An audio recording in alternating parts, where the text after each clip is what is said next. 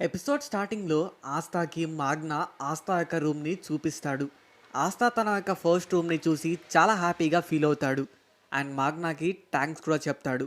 మాగ్నా అక్కడి నుంచి వెళ్ళిపోయేటప్పుడు ఆస్తాకి ఒక సజెషన్ ఇస్తాడు.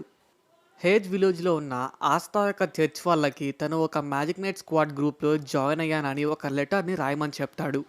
నెక్స్ట్ సీన్లో యూనోకి కూడా ఒక రూమ్ దొరుకుతుంది. అండ్ యూనో కూడా ఆస్తాతో పాటు ఒక లెటర్ని రాస్తాడు. నెక్స్ట్ డే ఆస్థా అండ్ యూనో రాసిన లెటర్స్ రెండు కూడా హేజ్ విలేజ్కి చేరుకుంటాయి. అండ్ ఫైనల్గా చర్చ్ వాళ్ళు ఆ లెటర్స్ని చూసి చదువుతారు. అండ్ ఇప్పుడు చర్చ్ యొక్క ఫాదర్ చాలా హ్యాపీగా ఫీల్ అవుతారు.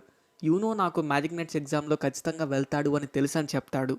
అండ్ సిస్టర్ లిల్లీ ఆస్థా కూడా పాస్ అయ్యాడు అనగానే అక్కడ ఉన్న వాళ్ళంతా షాక్ అయిపోతారు. ఆస్థా బ్లాక్ బుల్ స్క్వాడ్లో తన యొక్క ఫస్ట్ డేని స్టార్ట్ చేస్తాడు. అండ్ ఆ బేస్ అయితే ఆస్థాకి చాలా కన్ఫ్యూషన్గా ఉంటుంది. మాగ్నా ఆస్తాకి బేస్ మొత్తం తిరిగి చూపిస్తా రమ్మని చెప్తాడు. అండ్ మాగ్నా బేస్ మొత్తం కూడా తిరిగి చూపిస్తూ ఉంటాడు. యామికి ఇష్టమైన కొన్ని పెట్స్ గురించి కూడా మాగ్నా ఆస్తాకి ఎక్స్ప్లెయిన్ చేస్తాడు.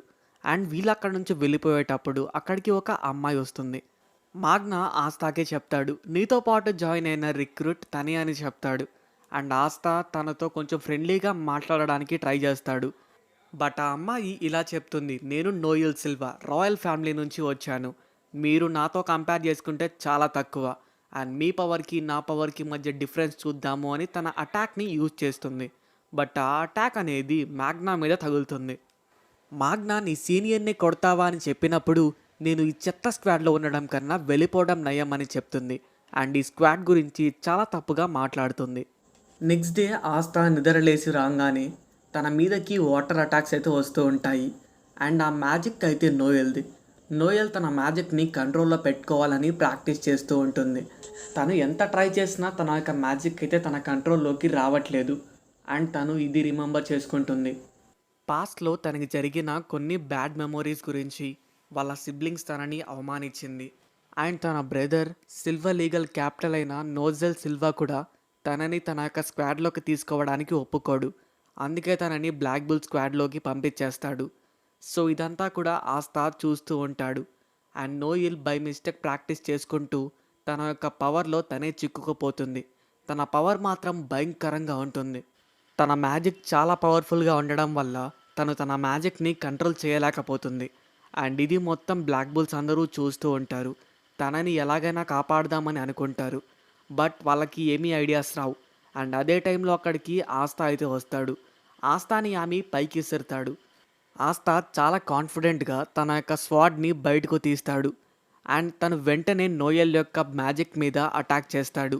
ఆ మ్యాజిక్ మొత్తం కూడా ఒక్క స్వింగ్లో పోతుంది. అండ్ వెంటనే ఫిన్రల్ తన యొక్క స్పేషియల్ మ్యాజిక్తో నోయల్ని ఆస్థాని కాపాడతాడు. నోయల్ ఇలా ఆలోచిస్తుంది, ఇప్పుడు వీళ్ళంతా నన్ను హేళన చేస్తారు, ఎక్కిరిస్తారు అని. బట్ అక్కడ మాత్రం టోటల్ రివర్స్లో ఉంటుంది. అక్కడ ఉన్న వాళ్ళంతా కూడా నీ మ్యాజిక్ చాలా పవర్ఫుల్గా ఉంది, అందుకని నువ్వు దాన్ని కంట్రోల్ చేయలేకపోతున్నావు. ఇలాగే ప్రాక్టీస్ చేయగలిగితే నువ్వు చాలా బాగా కంట్రోల్ చేయొచ్చు అంటారు. అండ్ వెనెసా తనకి మ్యాజిక్ కంట్రోల్ చేయడానికి కూడా ఒప్పుకుంటుంది. వాళ్ళంతా కూడా నోయల్ని ఎంకరేజ్ చేస్తారు. నెక్స్ట్ సీన్లో ఆస్థా నోయల్ని అడుగుతూ ఉంటాడు, నాకు నువ్వు ఈ బేస్ యొక్క పనుల్లో హెల్ప్ చేయొచ్చు కదా అని.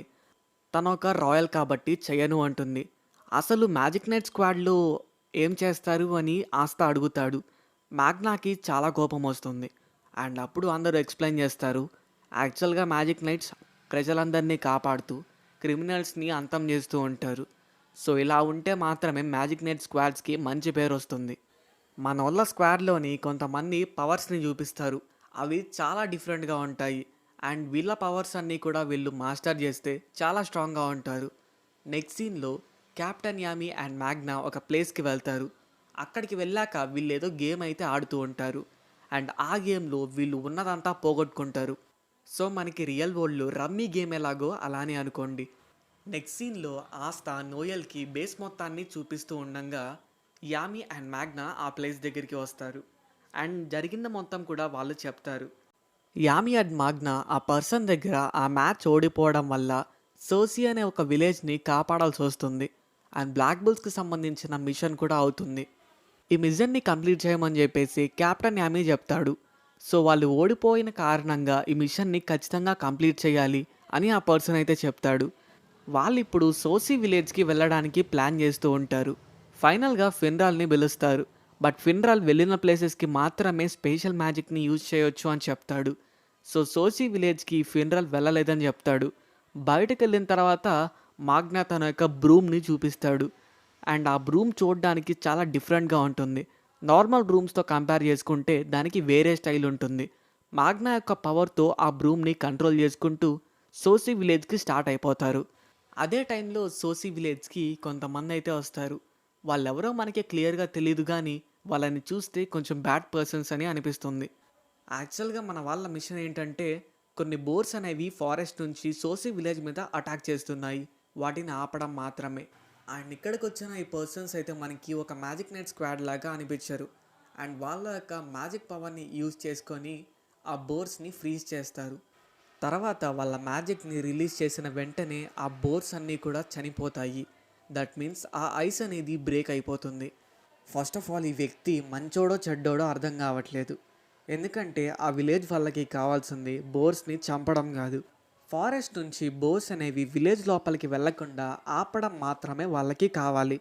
బట్ ఇతను మాత్రం బోర్స్ని చంపేశాడు. మ్యాక్సిమం ఈ వ్యక్తి ఖచ్చితంగా ఒక యాంటాగనిస్ట్ అయి ఉంటాడు.